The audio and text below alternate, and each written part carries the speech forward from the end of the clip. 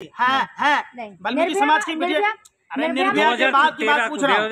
हाथरस में निकली थी नहीं, 2013 में बिल्किस बानो पर निकल रही हैं। नहीं, अब क्या उनका गूंगी हो गई, वो बहरी हो गई, अंधी हो गई, अब क्या जमीर नहीं है, अब क्या रोटी नहीं खाती, बताओ। और वो अपने सहेली की पति से शादी कर ली, उस बेचारी सहेली का कुछ नहीं पता। आज स्मृति ईरानी कहाँ है, और स्मृति ईरानी की वो चूड़ियां कहाँ हैं जो 400 रुपए 350 रुपए की सिलेंडर में चूड़ियां खनकाती थी। आज वो चूड़ियां 1000 रुपए 1100 रुपए के सिलेंडर में क्यों नहीं खनक रही?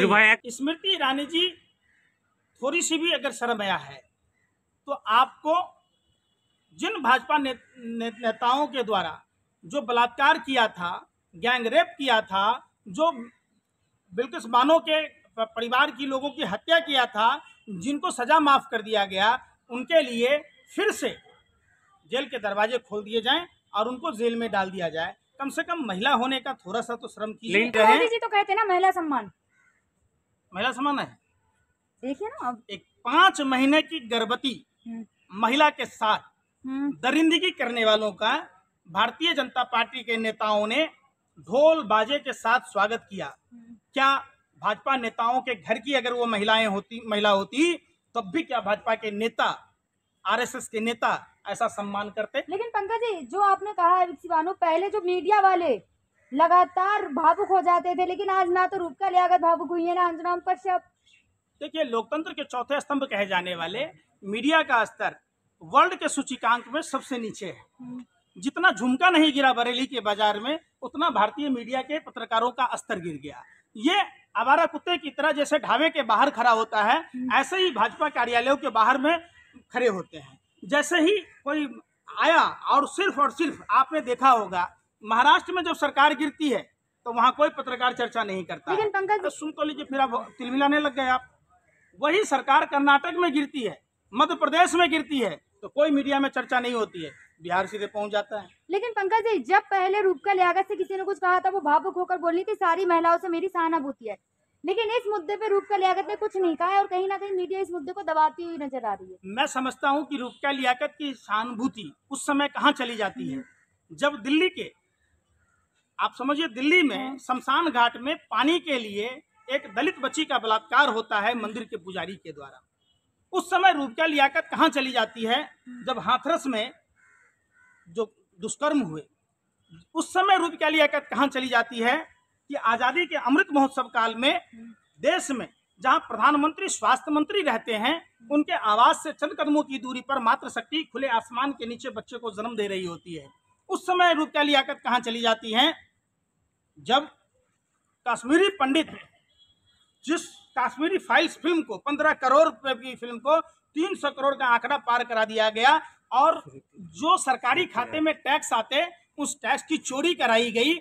आज वो कश्मीरी पंडित, अरे सुने पहले पूरी बात सुनो।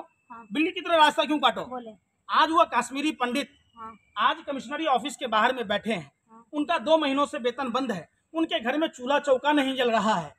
आप बताओ किसकी सरकार है? 1990 में 85 सांसदों के साथ भारतीय जनता पार्टी की गठबंधन की सरकार थी। उनको कश्मीरी पंडितों के उस समय भी चिंता नहीं थी। और जो भाजपा कश्मीरी फाइल्स के नाम पर फिल्म से पैसे कमाई है, अपने व्यापारिक मित्रों को, अनुपम खेर को, मिथुन चक्रवर्ती को, विवेक अग्निहोत्री को, स्मृति ईरानी भी तो शांत है ना इस मुद्दे पर, चुप है। पहले तो रोड सड़कों पे उतरती जब उनकी बेटी के लिए कहा गया था, वो खुद ही असंस्कारी हैं।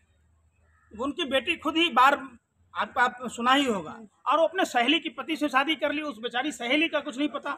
आज स्मृति ईरानी कहाँ है, और स्मृति ईरानी की वो चूड़ियां कहाँ हैं जो 400 रुपए 350 रुपए की सिलेंडर में चूड़ियां खनकाती थी। आज वो चूड़ियां 1000 रुपए 1100 रुपए के सिलेंडर में क्यों नहीं खनक रही? निर्भया के लिए भी तो बाहर निकली थी, निर्भया कांड जब हुआ था। हाँ, बहुत बढ़ चढ़ के हिस्सा लिया था, बढ़ चढ़ कर रोड पर उतरी थी। दिल्ली वाले में निकली थी, हाँ, त्रिलोकपुरी वाले में निकली थी। वाल्मीकि समाज की अरे निर्भया के बाद की बात पूछ रहा हूँ। हाथरस में निकली थी नहीं, 2013 में बिल्किस बानो पर निकल रही हैं। नहीं, अब क्या उनका गूंगी हो गई, वो बहरी हो गई, अंधी हो गई, अब क्या जमीर नहीं है, अब क्या रोटी नहीं खाती, बताओ। सवाल पूछता है भारत और इन पर थूकता है।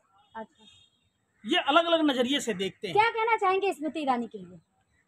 स्मृति ईरानी जी थोड़ी सी भी अगर शर्म आया है तो आपको जिन भाजपा नेताओं के द्वारा जो बलात्कार किया था, गैंग रेप किया था, जो बिल्किस बानो के परिवार की लोगों की हत्या किया था, जिनको सजा माफ कर दिया गया, उनके लिए फिर से जेल के दरवाजे खोल दिए जाएं और उनको जेल में डाल दिया जाए। कम से कम महिला होने का थोड़ा सा तो शर्म कीजिए। लेकिन पंकज जी, ये जो छोड़ा गया बिल्किस बानो के हत्यारों को, लेकिन वो ये नहीं कि गुजरात चुनाव से जोड़ के देख रहे हैं लोग। निश्चित तौर पर ये हिंदू और मुस्लिम कार्ड खेल रहे और इससे भारत की छवि अंतर्राष्ट्रीय स्तर पर धूमिल हो रही है। डाइवर्ट करते हैं, माइंड कंट्रोल करने का काम आप मुद्दा मीडिया तो के लोगों लेकिन का है। लेकिन पंकज जी, 27 साल से बीजेपी है ना, जब इतने प्रॉब्लम है तो फिर बीजेपी जीतती क्यों है बार बार?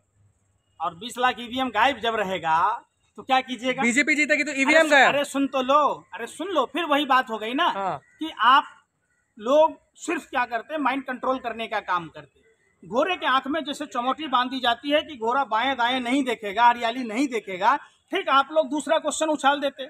आपको नहीं लगता कि देश में जिस तरीके से गुजरात में ड्रग्स का कारोबार हो रहा है, जहरीली शराब का कारोबार हो रहा है, जिस तरीके से अवैध धन का जो लेन देन हो रहा है, जिस तरीके से जाली नोट छापे जा रहे हैं, तो क्या ये देश के लिए खतरा नहीं है? लेकिन जनता की पसंद तो मोदी जी ही है ना।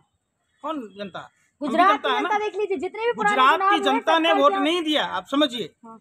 ये सरासरी वहाँ जो प्रशासनिक अधिकारी हैं राज्य के, और जो चुनाव आयोग के द्वारा 20 लाख ईवीएम गायब है, तो वो ईवीएम का कमाल मतलब है। अरे बीजेपी सुन ले जीते रहे तो हैं। ईवीएम अरे का 20 लाख कमाल। ईवीएम आपके घर पर अचार बन रहा है तो सूखने के लिए गया हुआ है। बीजेपी जीत गया, बीजेपी जीत गया। बीजेपी जीत गया तो ईवीएम का आपने मतलब- बिहार में नहीं देखा था कि चुनाव आयोग के साइट पर 119 लोगों को विजेता घोषित किया गया था और 109 लोगों को ही सर्टिफिकेट दिया गया था। तो यही तो खेल है। तभी यही तो अच्छा, राजस्थान में जो क्राइम बढ़ रहा है वो खतरा नहीं है देश के लिए? बात बताइए, पंकज जी। जब नीतीश कुमार के साथ सरकार था, नीतीश कुमार जी के जब साथ सरकार था, तब ईडी सीबीआई क्यों नहीं पहुंच रहा था? आप हमको बताइए। आज ही सीबीआई ईडी क्यों पहुंचा है? और यही ईडी जब नारायण राणे कांग्रेस में थे, शिवसेना में थे, तब उसके घर का पता था। आज भाजपा में है तो उसके घर का पता भूल गई है। अगर भूल गई है तो मैं सीबीआई को बताता हूं, आप लोगों के माध्यम से इनकम टैक्स को बताता हूं कि अकबर रोड में उनका रेसिडेंस है। जाइए जाइए ना भाई, आसाम के मुख्यमंत्री के घर क्यों नहीं जा रहे आप? क्यों नहीं जा रहे हैं बंगाल के नेता प्रतिपक्ष के यहाँ? क्यों नहीं जा रहे हैं छत्तीसगढ़ के पूर्व मुख्यमंत्री के बेटे और दामाद के घर? क्यों नहीं जा रहे येदियुरप्पा के यहाँ? क्यों नहीं जा रहे जो टीडीपी के पूर्व सांसद थे? अब क्या सीबीआई ईडी एकनाथ शिंदे का घर भूल गई है? क्या भावना गवली के घर पर छापे मारेगी? आप ये समझिए, ये सारा खेल देश समझता है और पूछता है भारत, और इन पर थूकता है भारत। राजस्थान में जो क्राइम बढ़ रहा है वो देश के लिए खतरा नहीं है? राजस्थान में जो क्राइम बढ़ रहा है वो देश के लिए खतरा नहीं है? हो गया? गुजरात तो दिख गया और आपको। कुछ बोलोगे?